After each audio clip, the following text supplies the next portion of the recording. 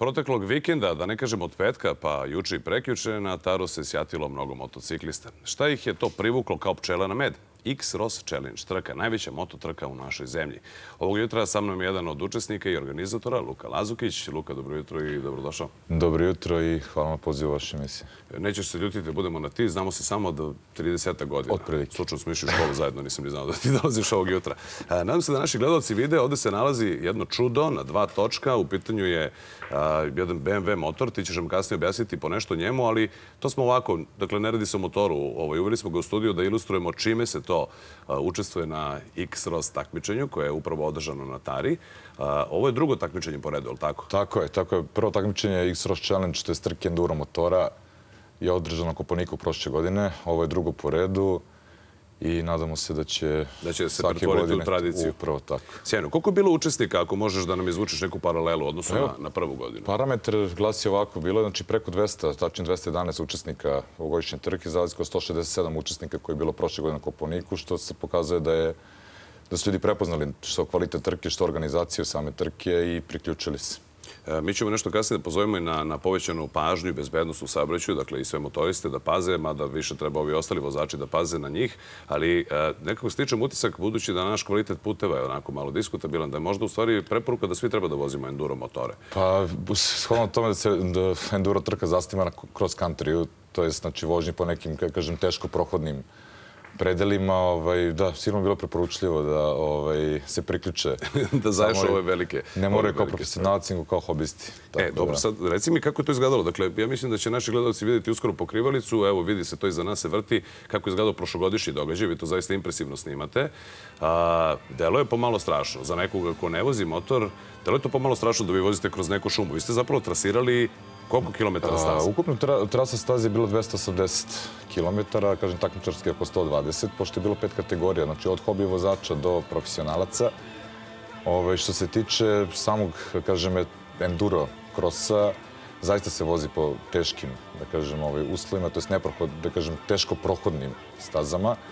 Staze su bile teže nego prošle godine na Kopaoniku, što su sami vozači i učesnici prepoznali, tako da i mogu vam kažem da se raduju sledećem. Dakle, to ćemo za godinu dana ili će možda nešto ranije da se desi? Isto vreme. Isto vreme? A da li će biti isto mesto? Sada se svidela Tara? Shodno tome da nam je opština Bajina Bašta, koja je lokalna zajednica, jako izašla u susret i pomogla samoj organizaciji, nadamo se da ćemo i sledeće godine organizovati na Tari. Koliko je to važno baš za lokalnu zajednicu? Ja pretpostavljam da će oni imati pozitivne rezultate, da su se tu pojavili neki motoristi koji možda nisu ni planirali da idu u taj kraj. Shodno tome da je došli dosta ljudi iz inostranstva. Naši ljudi znaju šta je Tara, sigurno su većina i bila na Tari, sigurno ste gledali nekog drugog ugla.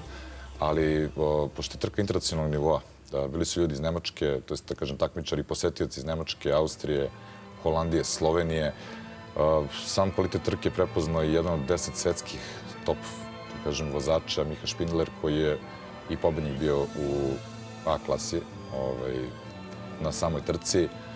Eto, kažem da generalno doći će ti neki gosti iz inostranstva, zato što su sada bili možda po prvi put. Upravo tako. Znači, nama je, kažem, lokalna zajednica pozitivno reagovala na celu priču i, kažem, nadamo se da ćemo sledeće godine s njima isto stvariti saradnju.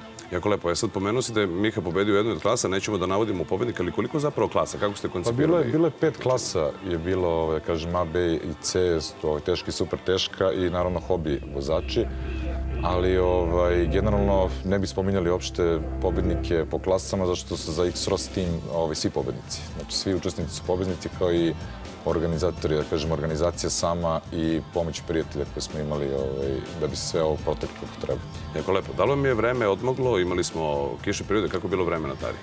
Jer je tu u stvari, da kažemo, dobrodošlo? Kiše, tome da je sam event počeo u petak sa treninzima, prijavama i tako dalje, da je padala kiša, ali smo, kažem, imali sreće da je subota i nedelja bilo lepo, bilo je sunčano i, da kažem, da je bukvalno pljusak krenuo po završetku same trke.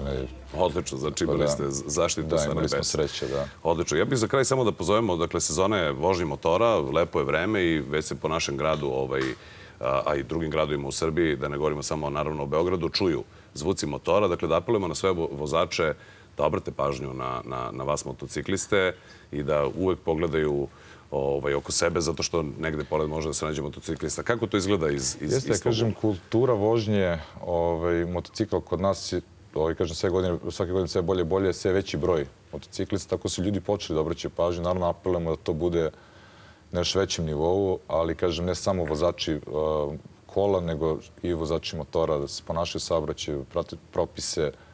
Tako da, srećom, kažem, mi smo sad na tom, što više na tom off-road takmičenju, da kažem, enduro crossu koje smo imali, isto jako bitna disciplina i ponašanje na samoj stazi, što se tiče samih i učesnika, i gledalaca, i organizacije, tako da, a naravno i na samim putovima kod nas to treba da se, kažem, vodi računa, se digne na viši nivo. Ok. Hvala ti još jednom što si gostovao i nadam se da ćemo biti tamo prisutni i kamerama i sledeće godine. Hvala vam na pozivu. challenge. Pa se vidimo.